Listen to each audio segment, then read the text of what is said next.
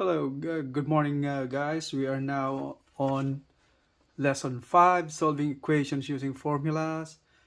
Last lesson we had was lesson 4, that is solving multi-step equations. In the use of formulas, solving real-life problems gets easier because all you had to do is just plug in or substitute the real value of one of the known variables to find the other values to solve the problem. And before we go on, I would like to emphasize, some more about learning algebra subject or simply math course. Yeah, learning algebra is not that bad after all, and anyone willing to learn the subject, whether you are young or old, without any math backgrounds, can benefit by expanding your horizons to new avenues of perspective on how we perceive the world. No problem if you don't have the aptitude in math, because your skills in solving math problems can be learned. That's how we humans are designed. So learn new things in life like mathematics techniques and how we deal with our daily lives. And this simply means that we can improve ourselves by being inquisitive for the solutions to our real life problem settings. So anyway, before we go on, I would like to introduce myself. My name is Ming. I have a background and a degree in civil engineering in the Philippines, and passed board exam in 1990. And I got interested in teaching algebra, and got also interested and fascinated with numbers, the interrelations, interplay of how solutions and problems get involved with others and find solutions to those problems. And now, so start our lesson. Let's say we go back to lesson 3, the mention the garden. We had the formula P is equals to 2 times the length plus 2 times the width. The other form of the formula is 2 times L plus W, length times width. So if you factor out 2, from there you come out with this parenthesis right here, and we call that distributive property of multiplication over addition.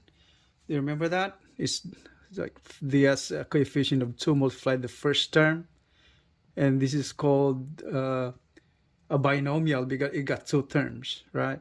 So the equation multiplied to the second term. That's how it works. If you say the distance formula, let's say distance formula is D is rate times time. Rate or speed. Distance is D. And T is time. If you say distance is in kilometers or mile, and rate is the speed, is actually the speed that can be kilometer per hour or miles per hour. That's the speed or rate, we call that one. And this can be expressed as time, as T time in minutes, or it can be expressed in hours. That's how a formula looks like. So to interpret this formula, this looks actually like equation, because there's an equal sign right there, and we had all these are all variables. If you know this one variable right here, and you know this other variable right here, you can find the value of t, the other variable right there, and explain to you how these variables interplay among each other. The distance, the more distance you travel, the more time that you need. And the same thing, the more distance you travel, the more speed you can have with less time. That's how it interplays. So this is called D is directly proportional to the rate, and this at the same time d is directly proportional to the time. That means the more distance travel, you need more time to travel. That's how it's interrelated. That's why d is called directly proportional to rate. The same thing as d is directly proportional to t. And now we have the first example over here, and now we're having problems right now, word problem. So we're dealing with the formula distance is rate times time. So the problem goes this way. What is the average speed of the car that traveled 200 miles in 3 hours? Is there a way we would know the answer to this problem if we don't have formula to solve this? Do you think we solve the problem? Well, probably is, because so speed is expressed in miles per hour, and we have miles right there. We have miles, 200 miles, and we have the time. So that means miles divided by the hour, that's speed, right? Because it's like instantaneously we know the unit of speed, miles per hour, because we see that every day, right? And it's very common. 200 miles, that's miles per hour. So that means speed is directly proportional to miles. That means to the distance. But speed is inversely proportional to the time of travel. That means the more speed right here, the lesser the hour you drive. That's how we interpret this thing right here, this formula. But since what if we don't know the formula? So we should know the formula if we don't know these kind of things. So let's go back. The formula for speed and the interrelated variables. We have v is rate times time. All right. So d is in terms of distance. Like for example, in this example, we have d is distance covered. That's in terms of miles. And we have the rate. Do we have a rate right there? I mean the speed? No, we don't have the rate. But then what else do we have right there in the problem? We have the time. And the time travel was 3 hours. So that's the t right there, time, 3 hours. So we need, what variable do we need to find right there? So the one with the question mark, r. We learned in the previous lessons how to simplify single step equation.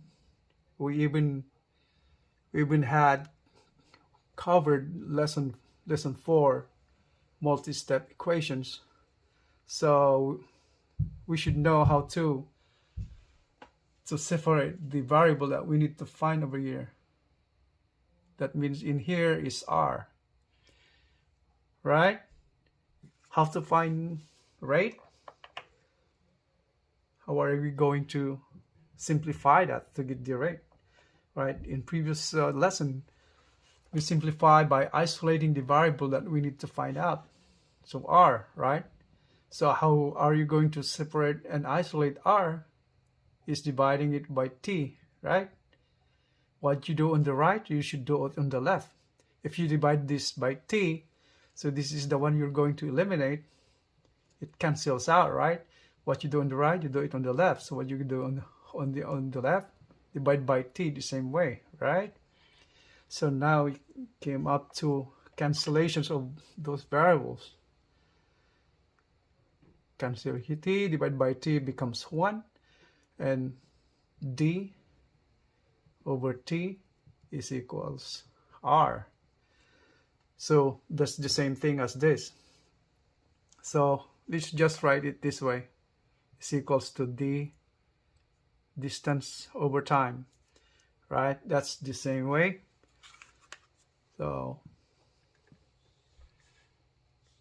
all right, so now R is the rate. Let's see, just to signify this, so D is equal to distance. It's in miles. And then R is the speed or the rate in miles per hour, and T is the time of travel, and it's measured by the hour. All right, so now since we have R right there, that's what we need to find: the speed of the car traveling that traveled 200 miles, and it took the travel 3 hours to arrive at destination. So we can have now R over here, right? R, or the rate. So the average, what is the average of what they call that? Something's missing with the problem right here. The average speed. Is the average speed. All right. Average what? There's something's missing right there. So R is equal to, distance is 200 miles. 200 miles. Divided by time, how much time travel? That's 3 hours. Now, as you can see, the units is miles per hour. So what's the rate, or we call it speed? What's the speed now? So 20 divided by 3. You have calculator, you can solve it. So 200 divided by 3, that is 6 times 3, 18. That comes to 66. But carry it down, bring down 2. You add 0. So 20 by 3, 6 again. So that's 66. So that's 66.66. That means it goes on and on. It won't stop. I put the bar right there. That means these numbers are repeating. That is never ending. 66.66. So, and the units is miles, mph. So mph, or miles per hour, or it's equals to miles per hour. That's how it is, mph, miles per hour. So the speed is 66.66 miles per hour. So that's the answer. It's exciting, right? Now it's coming out that our horizon is expanding, and now we're probing those things that we didn't know before, right? You may know or you may not know, but and yet we find out something new. That means we improve ourselves, right? And now we have the second example. So we'll be dealing with a different formula again on this one. So we have a problem stays this way. How much interest be in your savings account if you deposit today $2,000 when the interest rate is 3.5% for 2 years? So that means your deposit will stay for 2 years. And says there interest. And this says there your savings account. If you deposit it today, $2,000, and the rate of interest is 5%. That's good for 2 years. So Do you think we know the formula for that? It's a little more complicated, and it's not as simple as the speed formula earlier, distance formula. Now, so now if you can see, all right, we have the new formula over here. So I is equal to PRT. I is PRT. Simple as that. So I stands for interest earned. P is represented as principal, but other name for that is the amount invested, the investment amount. And R is the rate of interest. But it's about almost the same as the rate in the speed, but this time we're talking about money investment.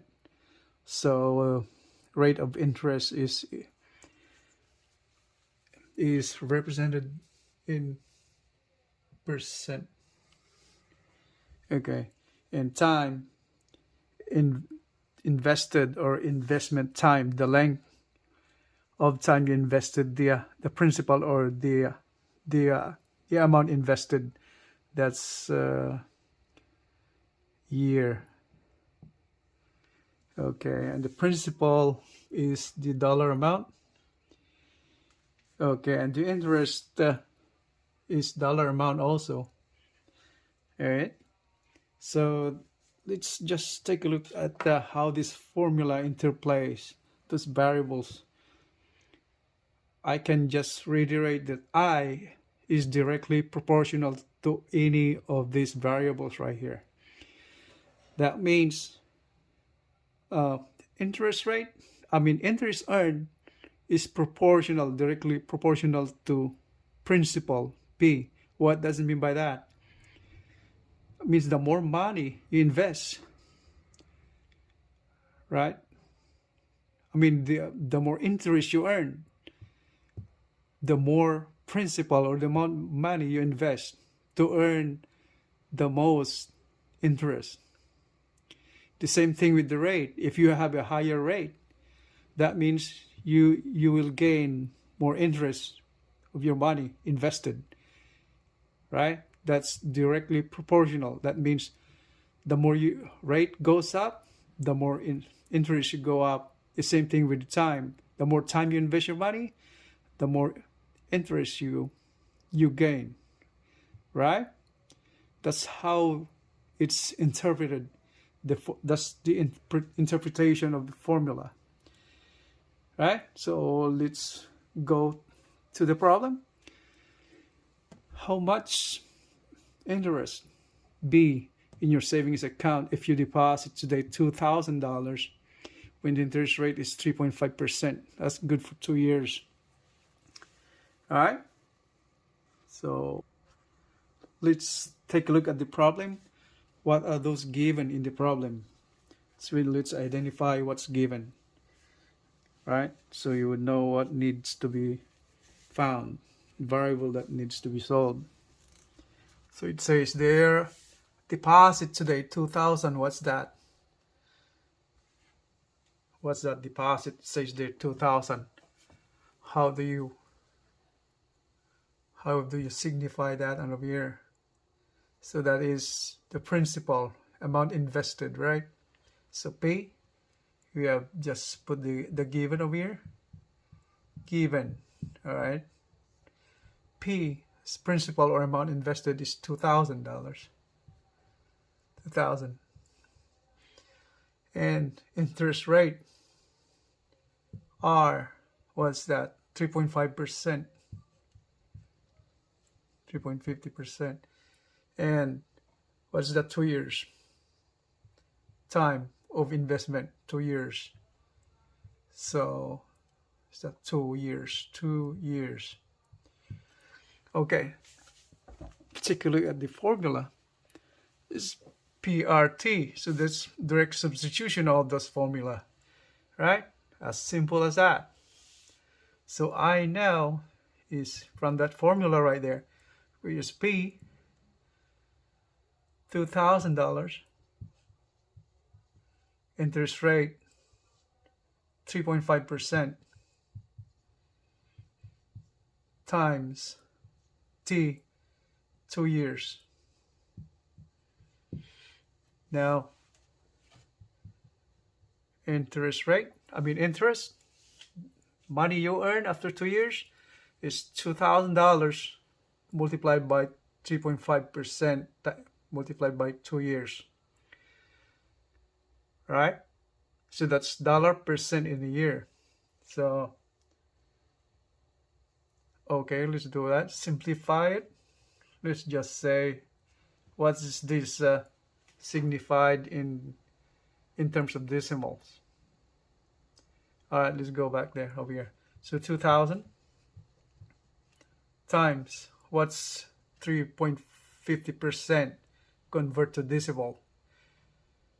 If you remove the percent, if we go back here, 3.5%, 0.50, that's percent.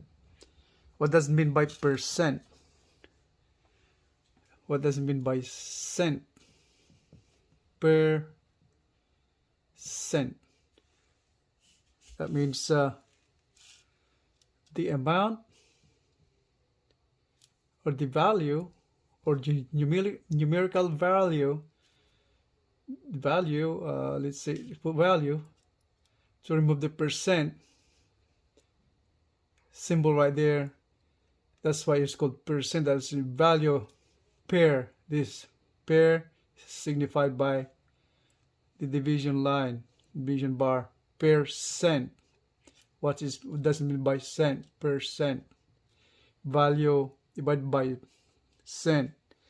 That's represented by 100, right? It's value per 100.